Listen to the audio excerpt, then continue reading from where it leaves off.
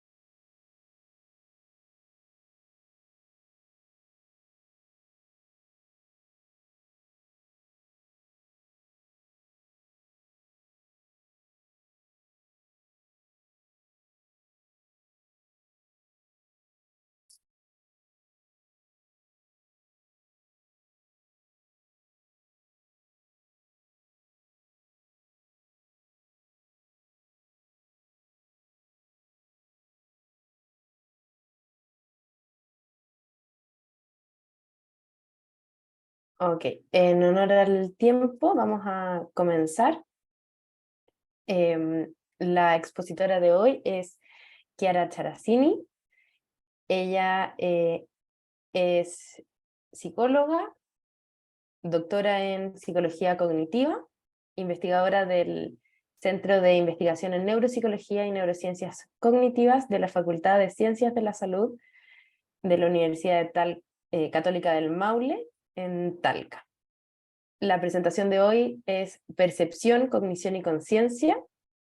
Bienvenida, Chiara, a este espacio. La idea es que podamos tener un espacio de conocerte y que nos puedas contar un poco sobre tu experiencia como una mujer en ciencias cognitivas.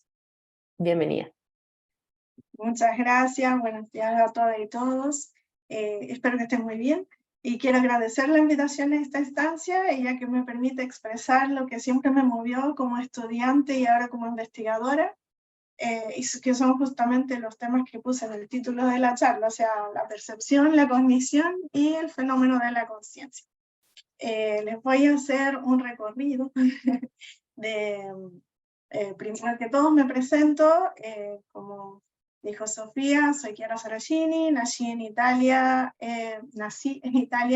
en el lejano 1981 y ahora me encuentro en Chile, más precisamente en Talca, en el Maule, trabajando en la Universidad Católica del Maule. Y específicamente, como dijo Sofía, en el Centro de Investigación en Neuropsicología y Neurociencias Cognitivas, el CINSI Neurocog. También, bueno, soy miembro del comité de ética de la misma universidad y soy muy orgullosa de decir que soy vicepresidenta de la Asociación de Investigadores y Estudiosos Italianos en Chile, ARCITS, y soy también parte del comité editorial de la revista Voz. Bueno, y lo más importante, según yo, soy mamá de Matías, que el próximo mes va a cumplir 10 años, y bueno, ella es ítalo-chileno, ya que nació en Roma. Bueno, para entender el presente y prepararse adecuadamente al futuro, hay que reconocer el pasado, ¿no? Por lo que yo creo que voy a empezar haciéndole un recorrido de los hitos formativos, sobre todo más importante de mi vida científica, ya que todo asume un sentido especial si lo vemos desde una mirada global integral hacia atrás, porque mientras vivía esta experiencia a lo mejor no me daba muy cuenta de lo que iba a pasar. Como les dije, nací en Italia, específicamente en Roma, por lo que si durante la charla digo algo raro, ya saben por qué. A veces mezclo las palabras italianas y españolas y creo neologismos, pero espero que se entienda igual, y si quieren me pueden interrumpir si no se entiende algo para pedir aclaración. Mi formación académica inicia y se desarrolla en este lugar muy especial, que es la Facultad de Psicología, que ahora es la Facultad de Medicina y Psicología, en un histórico barrio de Roma, que estaba al otro lado de la ciudad respecto a donde nací y donde vivía yo. Por lo tanto, cada día era un verdadero viaje de 2 horas para llegar y otras 2 horas para volver a mi casa. En Italia tenemos diferentes hitos al respecto en Chile. Por ejemplo, tenemos momentos que después de los primeros 2 años de una carrera, digamos, obtiene un bachelor degree, y después hay otros 3 años en los cuales se elige la línea que interesa profundizar, y ahí hay una tesis de máster, la llaman, que finalmente es el título chileno. Entonces el título, pero no corresponde con el título de psicóloga, porque para ser psicóloga también tiene que hacer un examen, una prueba como nacional, para ingresar a un libro de psicólogo, y esto es otro. Así que cuando uno tiene el título no es automáticamente psicólogo en Italia. Por lo tanto, mi primer hito, el de bachelor, fue desarrollar una tesis de psicología experimental, un test tridimensional, y eso fue gracias a mi hermano, que me ayudó a crear unos mapas para estudiar la orientación espacial en militares de la aviación que habían quedado despiertos 24 horas, tenían que quedar despiertos 24 horas, y nosotros teníamos que hacerle una batería de test repetidas 1000 veces. El experimento se realizó realmente en una base militar en Italia, y le registrábamos EEG. Los pobres tenían que realizar montones de test, sobre todo atencionales, pero también de memoria topográfica y orientación espacial, porque obviamente eso es lo relevante para personas que manejan un avión, sobre todo en casos de emergencia. Ellos pueden estar en su fase más profunda del sueño, llega una alarma, una emergencia, los despiertan, tienen que sentarse en el avión y manejar un avión. Entonces es súper relevante que ellos, o sea, saber más o menos cómo la reactividad de la persona tiene esa fluctuación en otros, sabemos los ritmos circadianos, etc. Por lo tanto, saber un poco más, investigar un poco más cómo son esos ciclos en las personas. Y bueno, eso, como les dije, era un estudio de EEG, se realizaron muchos tests, y quien me ayudó mucho fue mi hermano. En esa época nosotros jugábamos con un videojuego que se llamaba Duke Nukem, que es una especie de Quake, para los que son más viejos y tienen idea un poco del estilo de juego. Eran como un juego 3D, los primeros juegos 3D. Y en ese entonces yo era muy joven, y claro, y participar en un estudio de deprivación del sueño, donde tú tenías que estar con la persona, mantenerla despierta y estar despierto también, porque tiene que despertar, o sea, no se puede dormir. Ese es el tema. Entonces nosotros sí, los investigadores, digamos, los que apoyaban en la investigación podían tomar café, pero ellos no, por ejemplo. Pero teníamos que estar despiertos todos. Entonces fue muy dura como experiencia, y fue la primera cosa que yo hice al llegar a la U. Entonces sí, fue como un bautismo un poco de fuego, pero me emocionó mucho. O sea, si yo hoy pienso a eso, es como que fue lo que yo quería, lo que yo necesitaba para conocer cómo funciona nuestro cerebro, nuestra mente, etcétera. ¿Qué hay detrás de los procesos cognitivos, ¿no? A lo mejor verlos con un electroencefalograma. Y bueno, tengo muchas anécdotas de esa experiencia, pero solo mencionaré lo que es más importante y que después voy a mencionar más adelante, y es que aprendí justamente aprendí a usar el electroencefalograma, a posicionar electrodos, a leer el registro, etcétera, que en ese entonces era muy diferente de los equipos que tenemos hoy en día. De hecho, teníamos que colocar los electrodos manualmente, tomando medidas con una wincha, sacando porcentaje de la distancia del sistema 10-20 a mente, y los pegábamos con una cola conductiva especial que quedaba pegada al cuero cabelludo. Por lo tanto, después, pobrecito, se le sacaban los pelos, o sea, era una experiencia muy, muy diferente de las de hoy. Bueno, ¿qué hicimos? Creamos, o sea, yo con este videojuego creé como una ciudad con varios landmarks que después los participantes tienen que memorizar, saber dónde estaban para ver, le decíamos, anda desde el cinema hasta la iglesia, qué sé yo, y tenían que orientarse en esa ciudad, y también unos mapas, literalmente laberintos, que ellos tenían que entrar en ese laberinto, salir, pero habiendo visto el mapa. Entonces, estos test se iban repitiendo, obviamente diferentes mapas y todo, pero para que ellos pudieran, para que pudiéramos evaluar su capacidad, digamos, de orientación. Entonces empezamos con el primer tema de mi vida, que es la orientación espacial, o sea, los procesos cognitivos que están detrás del procesamiento de la información espacial, percepción espacial, memoria espacial y planificación espacial, que son los requeridos para poder navegar en un ambiente, ¿ya? En el máster, finalmente hice un poco un salto, porque yo elegí, como les había dicho, los 3 años siguientes uno elige en el fondo lo que quiere hacer, y yo elegí psicología del procesamiento de la información, o sea, procesos cognitivos básicamente, y representación de conocimiento. Y en la época era como estaban naciendo recién conceptos como redes neurales, inteligencia artificial, por lo tanto también estudiábamos esas cosas.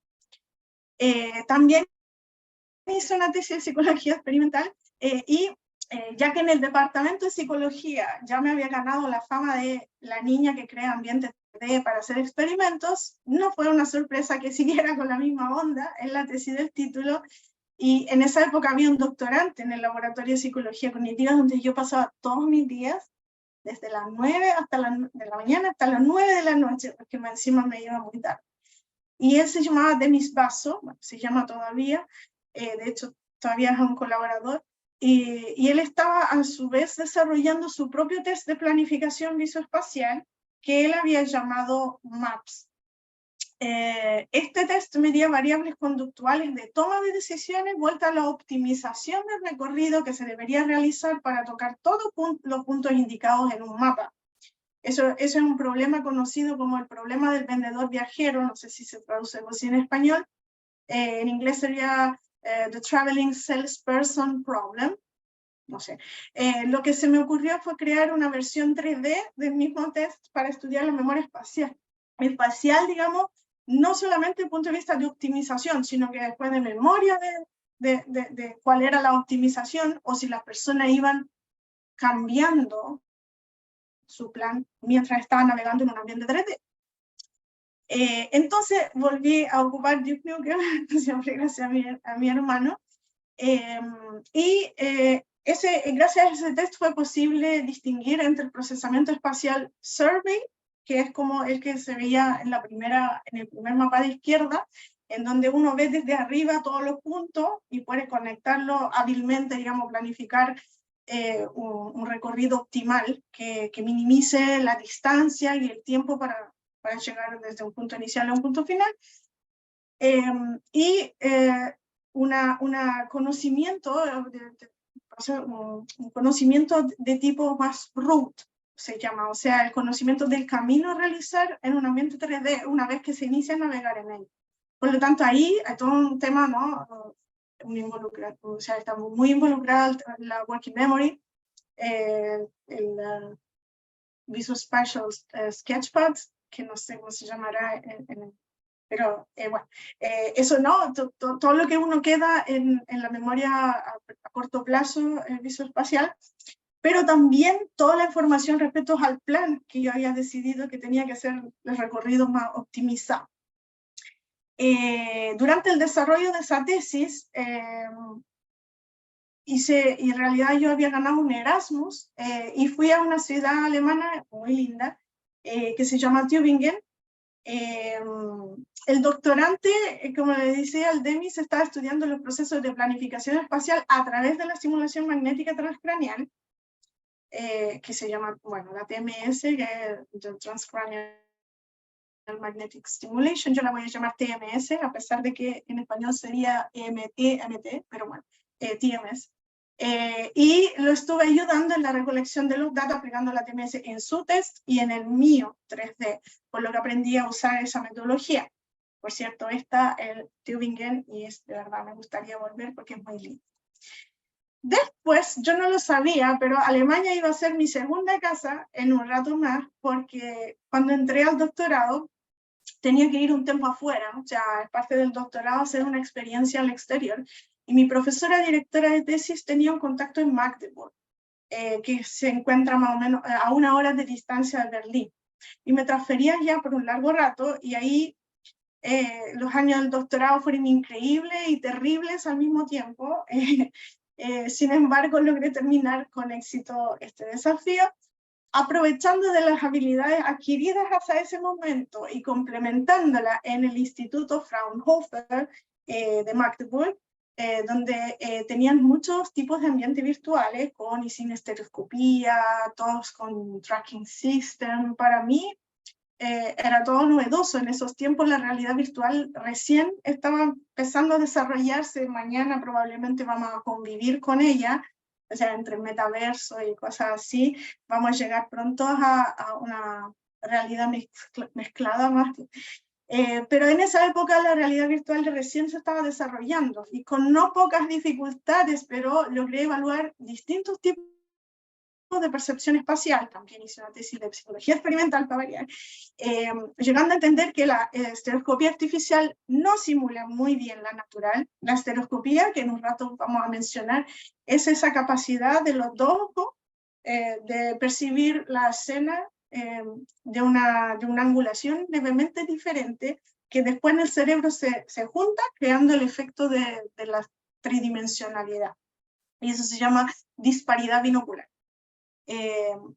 Bueno, con, esta tesis justamente trataba de explicar cómo funciona la cognición espacial en los ambientes virtuales, porque en esa época no se sabía mucho, bueno, tampoco de los procesos cognitivos espaciales normales, pero imaginémonos en los ambientes virtuales. Todos tenían las dudas justamente de si pasa lo mismo. O sea, si el cerebro capta o procesa la información de la misma forma en un ambiente virtual que respecto a la realidad. Entonces, finalmente logré evaluar distintos tipos de percepción espacial, llegando a entender eso de la estereoscopía artificial, que no tiene muy, o sea, no es una buena forma de simular, por lo menos la que utilizamos hasta ahora. Y traté de evaluar también cómo se pueden mejorar los procesos espaciales en los ambientes virtuales inmersivos y no inmersivos. Cuáles eran las dificultades y las características que permiten a un individuo tener una buena experiencia, disfrutar, no sentirse mal por el motion sickness, que en esa época era como una cosa que no lograban quitar de ninguna experiencia, digamos, con movimiento dentro de ambientes 3D, y lograr entender correctamente dimensiones, distancia egocéntrica, alocéntrica, localizar objetos en el espacio, etcétera, en diferentes tipos de ambiente artificial. Y ese fue el trabajo de investigación más aplicado que hice en mi vida. Aquí eran como algunos screenshots de los elementos que estaba evaluando. Y finalmente llegamos a un momento importante en mi recorrido académico, que es lo que enseñó como un antes y un después, porque mi primer postdoctorado fue el que dio el inicio a lo que considero realmente mi carrera investigadora, Y en ese postdoctorado no solamente aprendí un montón de cosas, sino que también tuve mi primer problema en ser mujer en la ciencia. Te voy a contar. En este primer postdoctorado pude colaborar con un profesor que estudiaba temas que durante mi pregrado, o sea, cuando yo seguía las clases de pregrado, me habían llamado muchísimo la atención. Sí, adoraba a ese profesor porque hablaba de cosas que me encantaban. Él estudiaba y enseñaba sobre la percepción y también hacía clases de psicología de la conciencia, o sea, procesos que llevan a la conciencia, cómo se puede definir la conciencia. Él se llama Enrico Di Pace, y lo ven ahí, junto con Salvatore Maria Aliotti, que pero es uno de sus profesores rockstar que publican en Nature, en Science, inalcanzable. Esos temas a mí siempre me llamaron la atención, por lo tanto, cuando se abrió la posibilidad de realizar un postdoctoral con él, acepté al tiro. Durante ese periodo me ocupé de temas realmente interesantes que todavía son parte de lo que yo ahora en la universidad, por ejemplo, enseño en mis clases de posgrado y bueno, en los diplomados, en todas esas cosas. Que son la rivalidad binocular, que yo ocuparé siempre BR, cuando ven BR, en realidad quiero decir rivalidad binocular, el ciclo percepción-acción y los temas de agencia e identidad. El nudo fundamental en esta charla es la rivalidad binocular, que les voy a explicar en un ratito porque es como muy fascinante, muy interesante. Y en este año no solamente construí materialmente con él un estereoscopio artesanal para estudiar el fenómeno, sino que también volví a ocupar una metodología que había aprendido anteriormente, que era la TMS. Este postdoc empezó en el 2012 y terminó a un poco antes de la mitad del 2013, y en el 2013 nació mi hijo. Lo que pasó fue que yo había viajado a Chile, quería volver a Chile, y quizá, digamos, me emocioné tanto que quedé embarazada, y yo no pensé que iba a ser un problema. Pero las otras personas, digamos, colaboradores, investigadores que estaban ahí, me dijeron una cosa que me marcó un poco, o sea, no me lo esperaba. Cuando supieron que estaba embarazada, me dijeron, un joven en particular, me dijo, Kiara, ¿tú quieres ser madre o quieres ser investigadora? Y yo me quedé así como, ¿por qué no para hacer las dos cosas? O sea, es imposible. Y bueno, la verdad es que en Italia, o sea, no en Italia, en Europa, las mujeres que eligen hacer ciencia generalmente o no tienen familia o la tienen muy tarde. Bueno, yo ya la tuve tarde en realidad porque tuve a mi hijo a los 33, 35. Entonces, por ahí, digamos, las personas te miran mal si uno hace como un plan extra que no estaba muy en línea con eso. Y después, bueno, esa persona en realidad no era muy simpática. Vamos a ver cómo terminó todo. El primer estudio sobre la rivalidad binocular y la agencia, el segundo estudio sobre el sense of identity o sentido de identidad y agencia, fueron realmente interesantes para mí. Yo aprendí mucho en la técnica, creé incluso vídeos de morphing que no había hecho nunca, pero sobre todo aprendí sobre la rivalidad binocular y ahí me quedé medio pegada con el tema. Y bueno, el del Agency y del Sense of Identity no se publicó esta escritura desde el 2014 y aún no se termina porque el profesor Di Pace es un investigador muy genial, habla de cosas muy geniales, pero es muy lento. Por lo tanto, bueno, en ese experimento desde la agencia en realidad es recontra interesante porque logramos demostrar que una persona está dispuesta a decir que lo que ve en la pantalla es su propia cara, aun cuando esta contiene un porcentaje muy alto de una cara de otra persona mezclada con la suya, y solo en las condiciones en que estaba realizando un movimiento de la boca que era una expresión no emocional, mientras de forma sincrónica el individuo también realizaba el mismo movimiento. Es un poco el efecto espejo, o sea, en el fondo nosotros estamos, por supuesto, que la imagen que vemos en el espejo somos nosotros, pero hay que aprender, es una cosa que se aprende. Los niños, cuando son muy pequeños, pasan horas frente al espejo tratando de sincronizar o correlar su acción con lo que ven reflejo y digamos, el feedback que logran obtener visualmente del espejo. De hecho, hay vídeos muy divertidos de bromas en YouTube en donde se ocupan gemelos para crear la ilusión de un espejo. Y los pobres que no saben que se encuentran en una candid camera, como en esas bromas que hacen online, quedan horrorizados porque no se ven en el reflejado en lo que creen ser un espejo. O sea, la otra persona la ven reflejada, pero ellos no se ven y son gemelos. ¿No? Bueno, y el estudio, ves que le mencionaba antes con rivalidad binocular y TMS, no se pudo terminar. ¿Pero por qué? Porque hubo una pelea con el otro investigador, que casualmente era el mismo investigador que me dijo, Kiara, ¿qué quieres hacer? ¿Quieres ser mamá o quieres ser investigador? Bueno, entonces yo decidí, nada que hacer en ese momento, yo no tenía tampoco como para contestarle. De hecho, me sentí un poco culpable, incluso logró hacerme sentir culpable de eso. Y bueno, en 2013 nació mi hijo Matías. En los 3 primeros años viví en Chile ocupándome de él. O sea que estuve en la casa y no hice nada más. Publiqué el paper nomás ese de la rivalidad binocular, pero no hice nada. Sin embargo, la ciencia me llamaba como de vuelta y en 2017 llegué a la UCM como para otra cosa, para realizar clases sobre la percepción, las ilusiones ópticas, los engaños en nuestro cerebro, para los niños del programa Semilla de la universidad. Simplemente fue ahí porque quería volver de alguna forma en el mundo académico. Y ahí las constelaciones astrales se juntaron para que pueda conocer al doctor Boris Lucero, que es el director del CIMSS y Neurocop, que es el centro de investigación donde trabajo ahora, quien me patrocinó para mi segundo postdoc. Y este duró 2 años. Lo realicé en el CIAM, que es el Centro de Investigación en Estudio Avanzado del Maule, de la Vicerrectoría de Investigación y Posgrado, que en algún lado en Google probablemente todavía, si me buscan a mí, mi nombre como afiliación sale todavía eso, porque hace poco que me moví.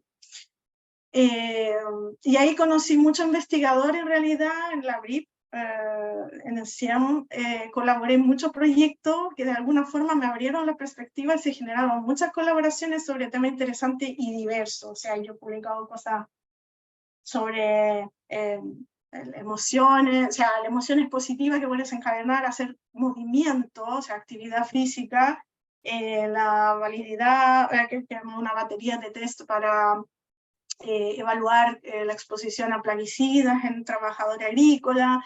Hicimos un paper sobre los aspectos éticos del uso de biometría, porque estamos haciendo también algunos de esos juegos, ¿no? De ver como microstates en los ejes de las personas, y también hasta un modelo matemático sobre el contagio del COVID, o sea, cualquier cosa, de verdad.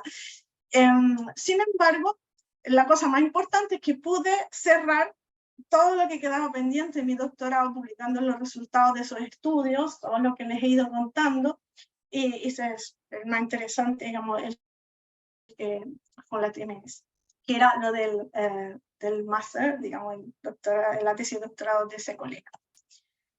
Bien, entonces ahora llegamos a la parte central, yo creo, de la charla, que es lo que le quería contar, o sea, lo que hago ahora y que es mi tema de investigación actual, sin contar todas las demás líneas y colaboraciones que tengo, que ya, eso no los voy a mencionar.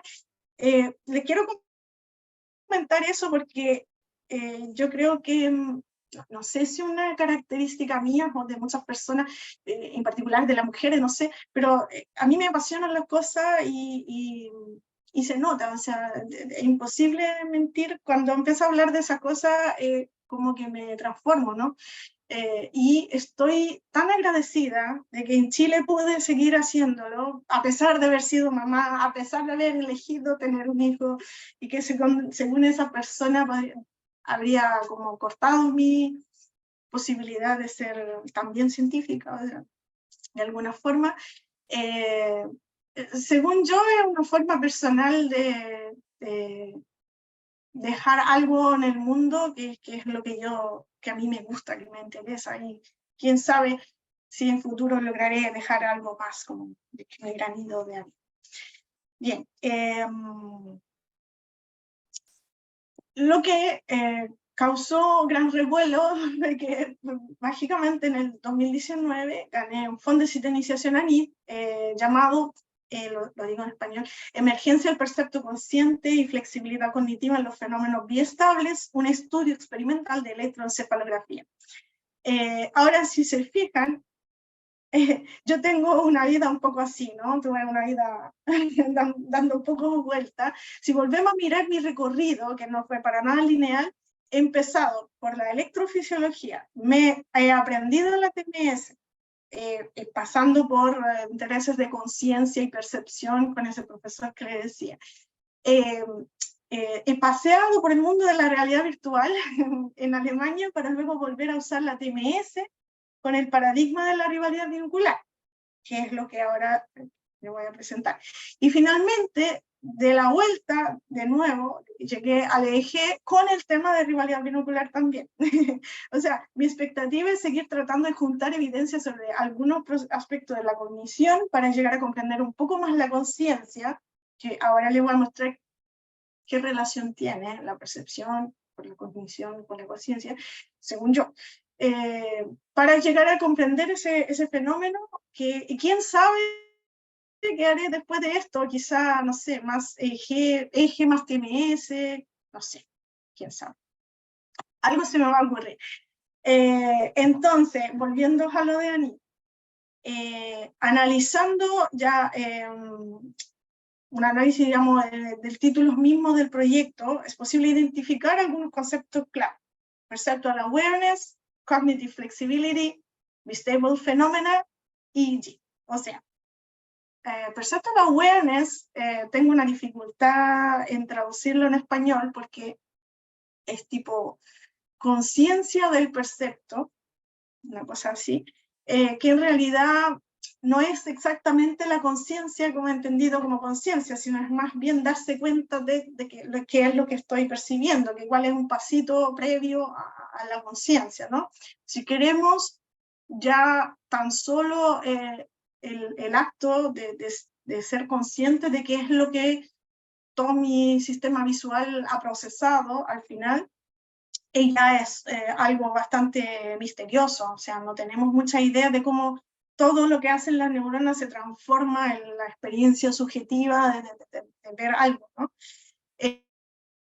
La flexibilidad cognitiva es un proceso cognitivo de esos que se encuentran entre la función ejecutiva, ¿no? Que nos permite saltar de una tarea a otra sin perdernos ninguna de las dos, y que nos permite, después lo vamos a ver, un poco ser personas flexibles también. Digamos, por ahora quedamos así, después vamos a profundizar. Vistable fenómenos son los fenómenos biestables que vamos a ver ahora, y que es la metodología, que es lo al cual volví.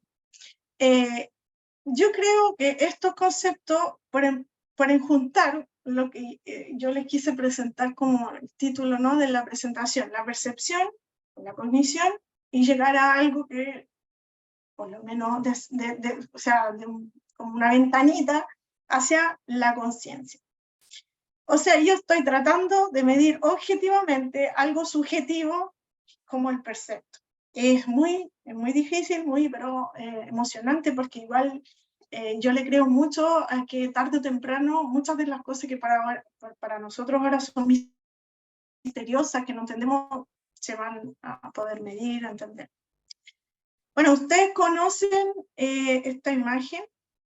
Me imagino que sí, la habrán visto en alguna cosa de internet, que ha generado también algunos neuromitos de que si lo ves girar hacia una parte está usando el hemisferio izquierdo, y si lo ves girar al otro lado, nada que ver, nada que ver, borren eso. Bueno, sí, la verdad es que como le falta información, es como una silueta, ¿ya? La del centro es la que ven ustedes, algunos de ustedes pueden haber experimentado un cambio de giro de esa silueta, pero otros no. Eso depende mucho de la flexibilidad cognitiva, la flexibilidad perceptual, que a su vez está relacionada a la flexibilidad cognitiva, y básicamente es su cabeza, es su cerebro, lo que decide en cada momento cuál es la dirección en que está girando, a segunda de que si la pierna al frente es la que va hacia adelante o la que está a la base. Y ahí como que todo toma un sentido. Entonces gira por un lado, gira por el otro. Generalmente cuando uno logra ver girar la bailarina, no sé si vamos a decir, la bailarina, la dancer, se puede espontáneamente cambiar. Otras veces las personas necesitan un esfuerzo cognitivo como para concentrarse en algo, para que cambie, pero bueno, esto es un buen ejemplo de los fenómenos biestables. Ya puede ser de una forma, pero también de la otra. Y en todo eso, lo que mis ojos ven no cambia. Ya no está cambiando nada, la retina llega a la misma cosa. Lo que cambia es la interpretación. Respecto a los fenómenos biestables o multiestables, porque en realidad los perceptos estables pueden ser más de dos, pero en particular los conocemos como fenómenos biestables, la mayoría. Existen las figuras ambiguas. Ya, por ejemplo, ¿se acuerdan? La escuela de la Gestalt, que no solamente hizo una escuela, digamos, de psicoterapia, pero antes que eso, estuvieron estudiando mucho las leyes de la percepción, las leyes de cómo el cerebro trata de procesar la información de una forma que tenga sentido, ¿no? Entonces, había hace tiempo la idea de que lo que nosotros percibíamos era lo mismo que estaba afuera, ¿no? Nosotros estamos representando literalmente lo que estaba afuera en nuestra cabeza. Sin embargo, gracias a los estudios de los primeros gestaltistas, tenemos una serie de leyes. Hemos entendido que más bien el cerebro se la arregla un poco a veces porque les gusta procesar cosas que tengan un sentido, ¿no? El Gestalt significa buena forma, ¿no? O forma como forma, sí, o coherente. Se prefieren, por ejemplo, la línea cerrada, ahí está la ley del cierre, la figura simétrica, tendemos a juntar en el mismo grupo conceptual los objetos que se encuentran cercanos. Por ejemplo, con la ley del cierre, el típico ejemplo del triángulo de Canitza, que no hay un triángulo ahí, pero las personas ven un triángulo porque lo quiere cerrar. El cerebro dice, como todo el resto no tiene mucho sentido, pero sí tiene sentido un triángulo blanco encima, yo prefiero ver un triángulo aunque no esté ningún triángulo. Bueno, entonces todas las leyes que ustedes habrán visto, de estas leyes, la de la figura fondo es la que nos interesa en este caso, porque, como se acuerdan de esto, otro imaginita famosa, ¿no? Dos perfiles o un vaso, o por ejemplo, como varía, ¿no? Esta escalera puede ser hacia arriba, hacia abajo, según que uno ve más adelante el A o el B.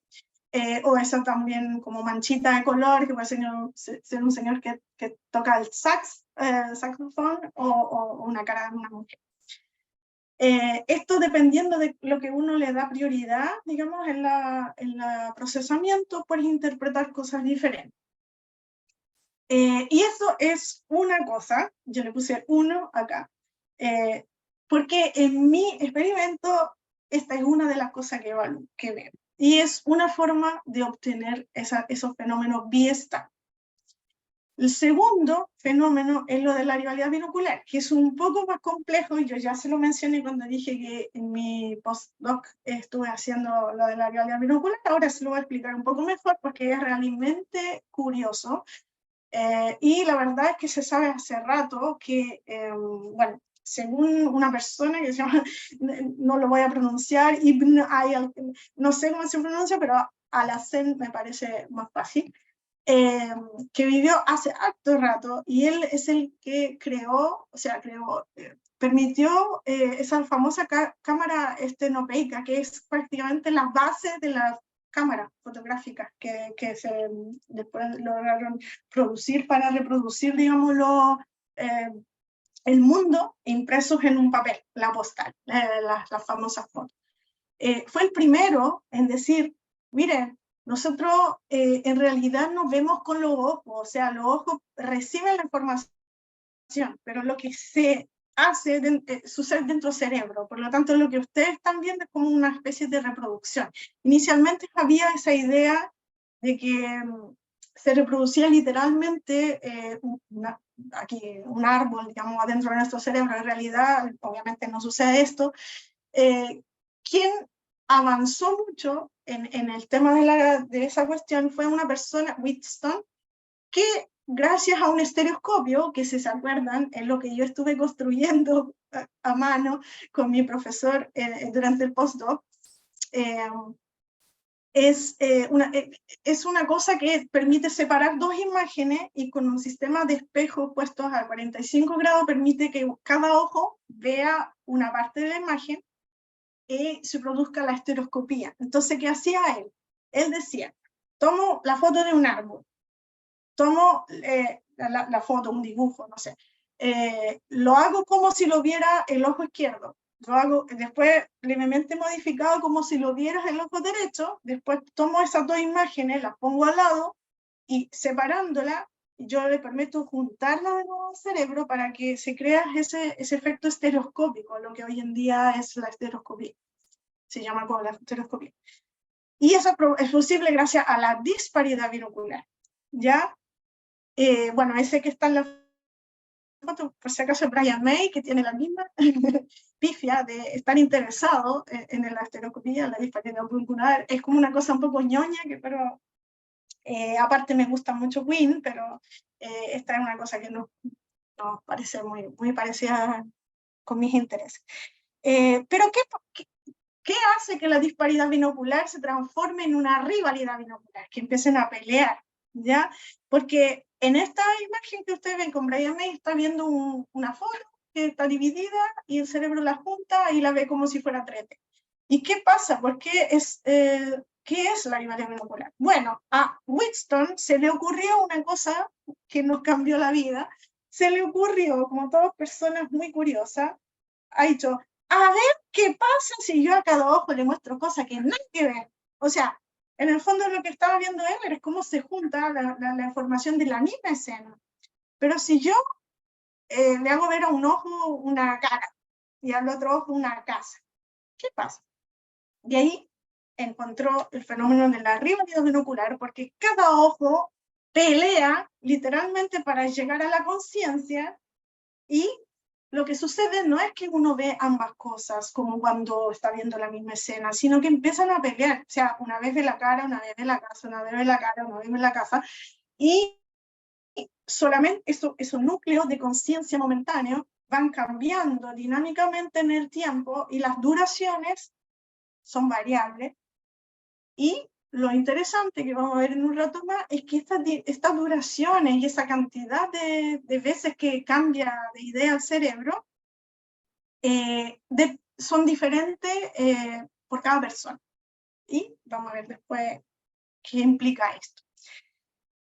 Bien, eso fue una idea, pero genial, ¿no? De decir, ¿qué pasa si le muestro una cosa diferente a cada uno? Y después el famoso von Helmholtz, que había leído el estudio de Wheatstone y había leído qué pasa cuando divide las imágenes, empezó a decir, según yo, la percepción no es la representación de lo que hay afuera, sino que el cerebro hace una inferencia, en realidad, de lo que podría ser lo que estoy viendo. O sea, no hace un modelo, ¿ya? Un modelo mental de lo que hay afuera. Y lo hace inconscientemente. Entonces, el percepto vendría a ser como la punta del iceberg de toda una serie de procesos abajo, antes secuenciales, que nosotros hemos estudiado, ya más o menos le hemos traqueado, sabemos cómo funciona, etc. Y una siguiente elaboración en paralelo en otras áreas asociativas, varias subcorticales, corteza asociativa, etc. El objetivo de ese proceso sería identificar qué es lo que probablemente estoy viendo, ¿ya? Y aquí, digamos, hay un concepto que es lo de la óptica inversa, o sea, en el fondo el cerebro estaría como viendo lo que tiene, que le llega del ojo, y después estaría interpretando lo que probablemente está generando digamos, la activación de los receptores del ojo, ¿ya? Porque las imágenes de por sí en la retina son ambiguas. Y aquí vamos llegando, no sé si se acuerdan, digamos, los modelos representacionales que les decía, ¿no? O sea, habían eso que decían, que es un proceso jerárquico, que empieza con la estimulación de la retina, después pasa, hace un cierto recorrido, y esos son procesos bien bottom-up, o sea, ya explican muchas cosas, muchas características de la experiencia perceptiva, como por ejemplo el hecho que nosotros cuando percibimos vemos la cosa como coherente, estable, un conjunto de cosas, ¿no? O sea, vemos una cosa global, no vemos muchas cosas que se van armando, nosotros vemos el final de la imagen, ¿no? Una transformación de esta visión más representacional era la constructivista, donde ya empiezan a decir, ¿no? Sí, pero en realidad el cerebro se va arreglando las cosas porque a veces nosotros vemos cosas que no están o no vemos cosas que están, la ignoramos de propósito porque no nos hace sentido, para llegar a los modelos más inferenciales, como desde la intuición de von Helmholtz. Ahora, hoy en día, tenemos esos conceptos como el cerebro bayesiano, ¿no? O el framework teórico del predictive coding, que ahora lo meten en cualquier cosa. Y yo también estoy interesada en ver cómo funciona, porque es muy probable que sea como realmente el cerebro funciona. Por lo tanto, el proceso en sí, llamado percepción, es la capacidad de crear un modelo del ambiente que nos rodea a través de nuestros sentidos. Ustedes saben, no sé si voy a explicar ahora, me iría muy lejos del tema, pero ustedes saben el tema del percepto, que en filosofía lo llegaron a llamar qualia, que es esa sensación muy subjetiva de, por ejemplo, ¿cuál es la sensación del rojo que yo tengo, que probablemente no es la misma de la sensación de rojo que tiene la Sofía u otras personas de ustedes que están escuchando?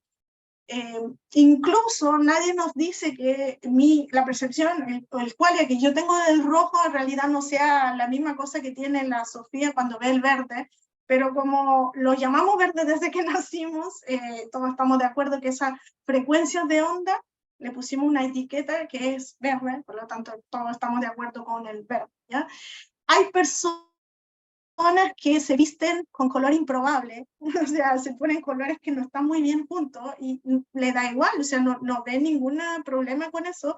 Probablemente esas personas no tienen la misma percepción o simplemente no tienen idea de la moda, pero bueno, esto es una cosa más cultural, no sea, nada que ver.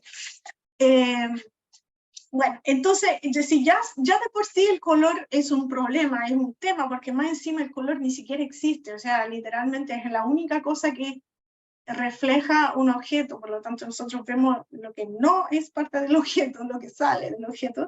Esto tampoco existe, a veces vemos colores que no existen porque nuestros receptores saturan y empiezan a descargar y no había ningún color. Entonces, si ya esto es un problema, imagínense qué interesante es la apuesta de poder como tratar de medir cuando cuando el cerebro cambia idea en una situación biestable, ¿no? Que ve ante una cosa, ante la otra. Es por eso que, digamos, el proceso de percepción causa tanto revuelo, o sea, en el fondo nosotros interpretamos lo que vemos, cada uno puede tener una idea diferente de la misma cosa, y si queremos llevarlo un poco a la vida cotidiana o a otro constructo psicológico más abstracto, digamos, como los estereotipos o estas cosas, ¿no? ¿Cuántas veces una persona percibe la realidad en base a su estereotipo, o en base a lo que está acostumbrado a considerar como los conceptos reales, y hasta que alguien no les muestra que está viendo la realidad de un punto, de una perspectiva muy sesgada, no se da cuenta de que la realidad podía ser otra. Eso pasa también cuando uno va al psicólogo. A veces ve la situación desde su propia perspectiva, no sé, está en depresión, por lo tanto ve el mundo todo malo, no logra nada, después sale un poco de esa perspectiva y cambia todo. Eso es cierto, entonces hay una relación entre cómo uno percibe y las cosas que permiten esa percepción. Bien, entonces a mí me gustan el tema de las figuras ambiguas y de la rivalidad binocular porque son cosas. La rivalidad binocular tiene como características fisiológicas que permiten ver cómo cambia la idea del cerebro y llegar a la conciencia, ¿no? De lo que estoy viendo. Y la figura ambigua, o sea, no es como el otro en donde cada ojo ve una cosa efectivamente diferente, por lo tanto tienen razón a pelear. En las figuras ambiguas cada ojo ve lo mismo, pero empieza a pelear la interpretación que uno puede tener. ¿Por qué me interesa? Bueno, ahora no le voy a hacer toda una charla sobre eso, porque justamente le quería explicar de qué se trataba, pero no hacer una charla sobre la biestabilidad. Porque se ha visto en literatura que hasta es posible, no sabemos si es así, yo quiero investigarlo un poco más, que es posible distinguir según el ritmo en que cambia una imagen la otra, etcétera, etcétera, sería posible distinguir algunas condiciones clínicas. Las más famosas son el autismo, el trastorno bipolar, y bueno, y también esquizofrenia, otros han sido explorados. Y bueno, y de ahí como pasar desde lo más clínico a los rasgos un poco de personalidad o rasgos como medio preclínico. Por ejemplo, los rasgos de personalidad podrían ser, no sé, impulsividad o qué sé yo, rigidez, abertura a la experiencia, que así intuitivamente uno podría decir, bueno, efectivamente si una persona es muy abierta y percibe el mundo de una forma más abierta, debería también reflejarse, ¿no?, en su forma de procesar la información visual. Y bien, estos son también los estudios que se han hecho. Y lo que me interesaba también era ver si se conectaba con algunos tipos de procesos cognitivos, como algunos suponen que es eso de la flexibilidad cognitiva. Por eso en el proyecto yo he puesto eso, porque según yo tiene que ver, la flexibilidad perceptual está relacionada con la cognitiva, pues probablemente sí, porque es cómo funcionan sus neuronas en el fondo, ¿no? Su sistema, su estructura cerebral, etc. Bien, entonces yo quería básicamente esto, esa soy yo mientras hice el piloto del experimento, y esa es como se ve una persona que participa en mi experimento. Todas las personas que vienen se quieren sacar fotos. Parece como una persona, un nadador, pero como medio alienígena. Por lo tanto, esto es lo que me interesaba a mí hacer en eso, y bueno, y esto es lo que fui desarrollando usando el QNX, que se puede ver, no sé si a alguien de ustedes le pasa, y yo, o sea, cambia tan rápido que ni siquiera me puedo focalizar en cuál de las dos veo, pero una posible perspectiva es esta, o sea, como un cubo apoyado en una mesa, y la otra posible perspectiva es esta, como un cubo apoyado en una mesa de vidrio y que tú estás abajo mirándolo, que es un poco menos frecuente, y de hecho hay una clara preferencia de la gente a ver la de izquierda porque es como la más frecuente. Por lo tanto, el cerebro también, cuando está en la duda, dice, bueno, pero esto es más probable, haciendo probablemente una inferencia de lo que está viendo, es más probable que vea la izquierda, lo de la izquierda. Sin embargo, alterna bastante rápidamente.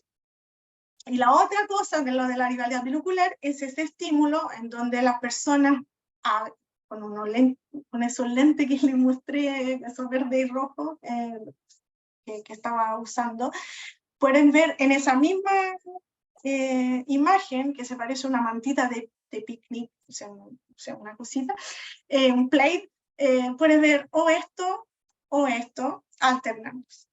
¿Ya? Entonces tiene que apretar un botón cuando ve el verde, apretar un botón.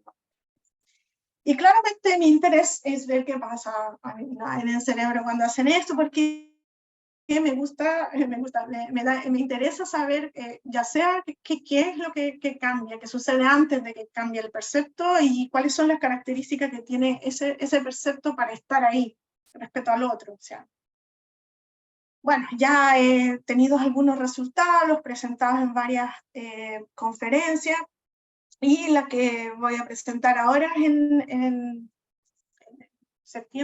en noviembre, perdón, es justamente el análisis que más me interesa, porque voy a usar medidas de conectividad no lineal, que en particular las transfer entropy, que me va a indicar una cosa interesante. Antes le había dicho que habían como modelos bottom-up, modelos top-down. Bueno, hay una direccionalidad de esa transfer entropy. Si es cierto que es bottom-up, entonces será posterior-anterior. Si es al revés, antero-posterior. El movimiento, digamos, de la información, el flujo de la información que pasa cuando sucede este cambio. ¿Y cuál es lo que yo quiero proponer que en toda esa conferencia, libro, artículo que estoy intentando decir? Y lo que yo quiero proponer es que básicamente nosotros recibimos a través del sistema sensorial la información del mundo, así como datos, información. Después hay un tema, o sea, un momento en que se procesa la información, el famoso varios modelos cognitivos, del Human Information Processing, no sé, todas esas cuestiones. Después, pero hay dos momentos súper importantes, que la información previa y los estados internos, ya sea fisiológicos, mentales, emocionales, todo, actuales en que yo estoy percibiendo, me permiten una ponderación específica de la info que entra por los ojos. Por lo tanto, si yo veo un estímulo teniendo hambre o no teniendo hambre, o estando enamorada o no estando enamorada, o estando deprimida o estando feliz, no tengo el mismo procesamiento, la misma información. Y también es posible hacer predicciones, y eso es como lo del el predictive coding, que nos ha estado como un poco diciendo que esta cuestión en realidad pasaría en cada nivel de procesamiento, pero bueno.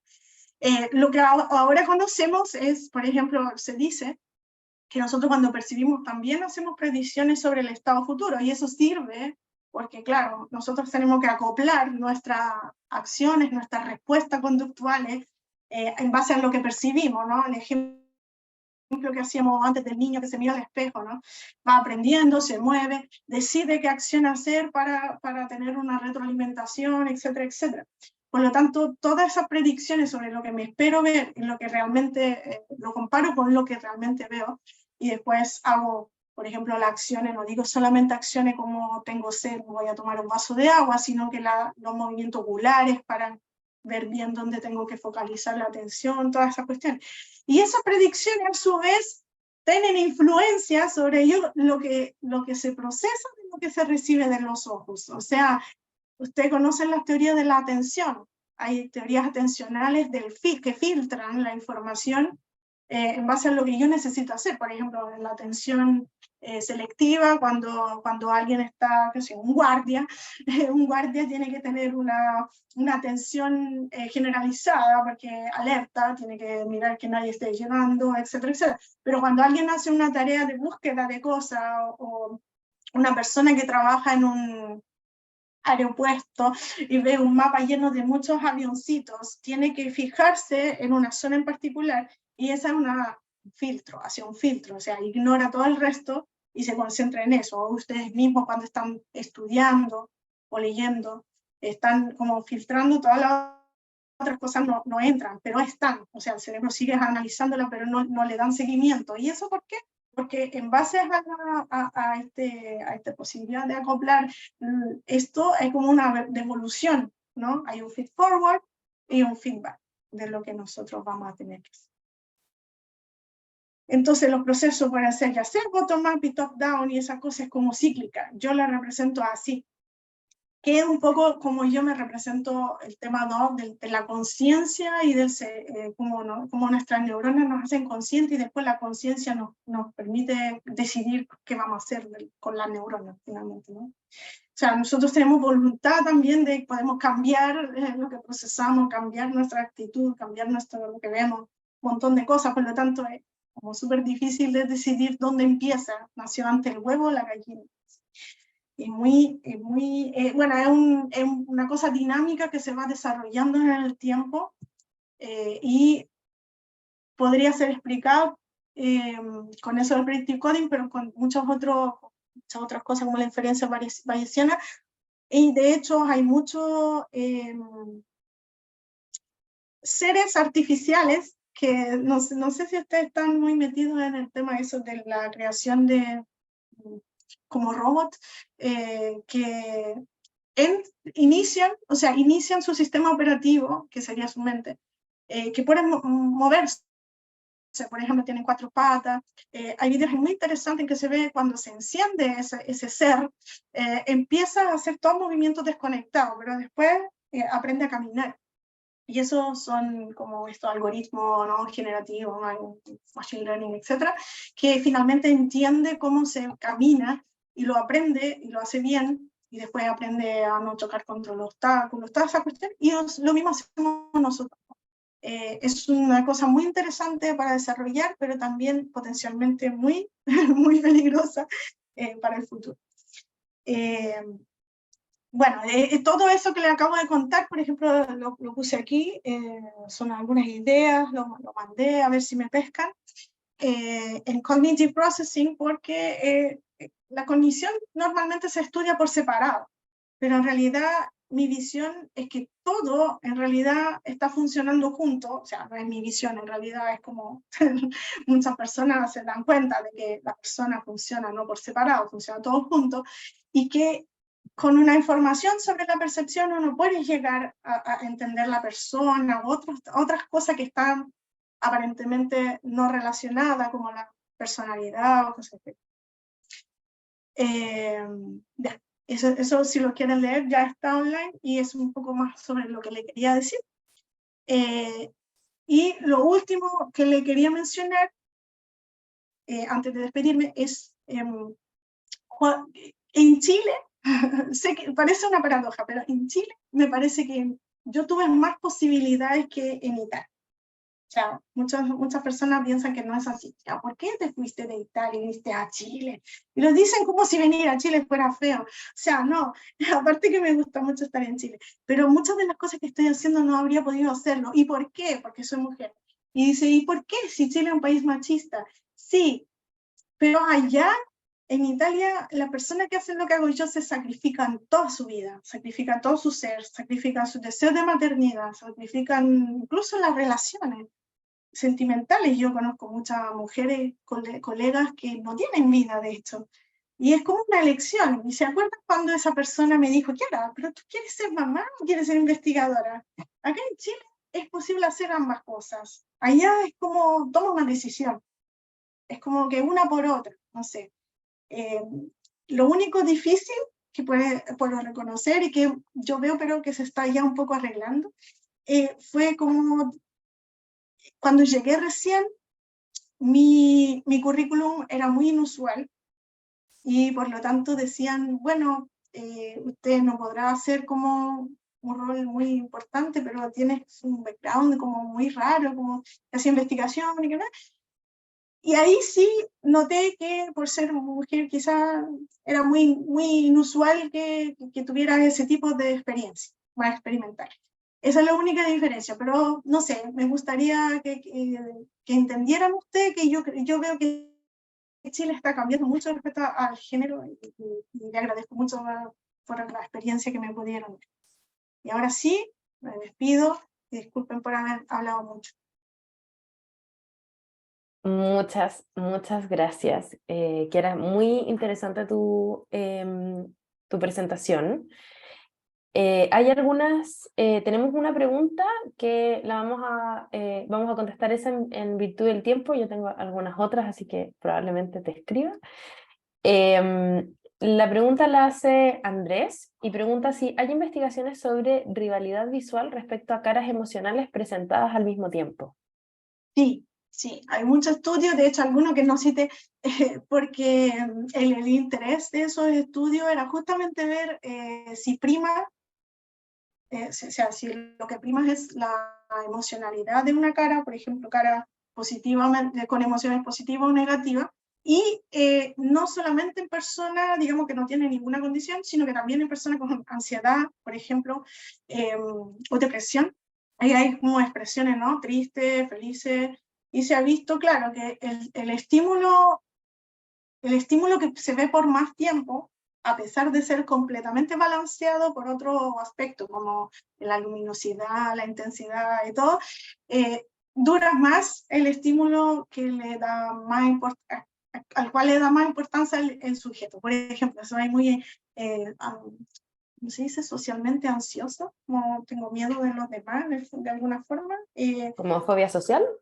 Claro, fobia social tendrías a ver más las caras que en las casas, por ejemplo, o ¿cómo se dice? Compitiendo caras enojadas con caras tristes o caras positivas, si son deprimidos con más tristes, o sea, ese tipo.